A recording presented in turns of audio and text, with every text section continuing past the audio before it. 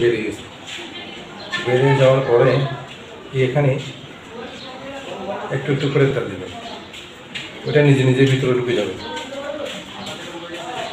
নিজে নিজে ভিতরে ঢুকে যাচ্ছে। নব্দন করলে হয়ে যাবে। একটু একটু করে তেল দিয়ে একটু আপডাউন করলে লেবিলগুলো ভিতরে ঢুকে যাবে।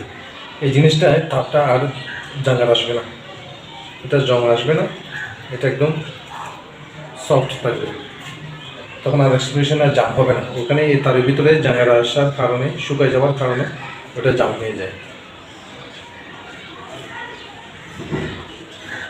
একটু মুভিং করে আবার এই রবারটা লাগাই দেবে, বাটা করে লেগে গেছে, কাজ শেষ।